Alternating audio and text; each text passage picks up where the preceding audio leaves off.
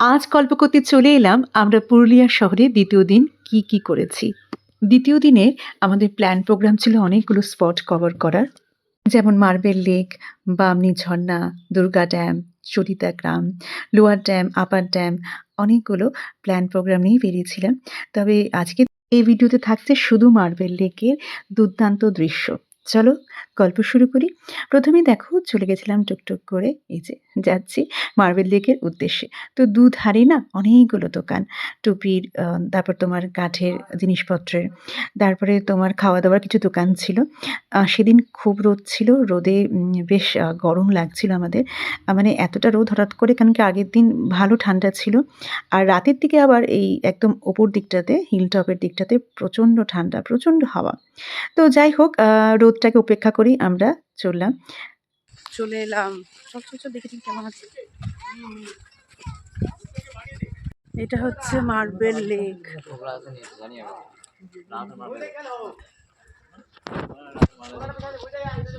চমৎকার দেখতে। চলো দেখি মার্বেল লেকটা চারপাশটা দেখো, সাধারণ। এই আমি ওখানে একটা ফটো তুলবো, দেখিয়ে দিই কি যে সুন্দর দেখতে।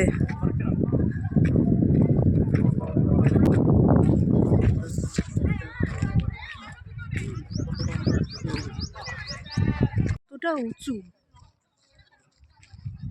যারা এসেছো তারা তো দেখেইছো, আর যারা দেখোনি তারা অবশ্যই পুরুলিয়া আসলে এই স্পটটা ঘুরে যাবে। আমি একটু কাছাকাছি যাই, আমাকে তো বিভৎস ছোট লাগছে এর সামনে। বাহ কি চমৎকার! আর এখান থেকে ভিউটা একটু দেখাই। এই যে ও দারুণ ভিউ, দারুণ ভিউ।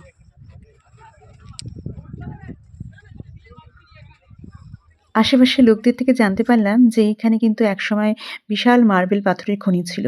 কিন্তু একবার জলবিদ্যুৎ প্রকল্পের কাজের জন্য এখানে একটা ডায়নামাইট ফাটানো হয়।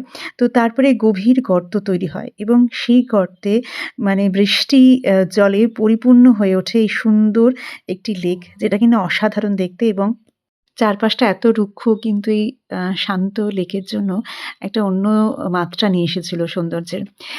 যাই হোক মার্বেল লেক দেখার পরে আমরা অন্যান্য স্পটের দিকে এগিয়ে যাচ্ছিলাম। তো আমার ভিডিওটা এই অবধি। কেমন লাগলো এই জায়গাটা অবশ্যই জানিও। আর আরও অনেক ভিডিও আসছে পুরুলিয়ার সৌন্দর্য তোমাদের সামনে তুলে ধরবো। সবাই খুব ভালো থেকো। দেখা হচ্ছে পরের ভিডিওতে।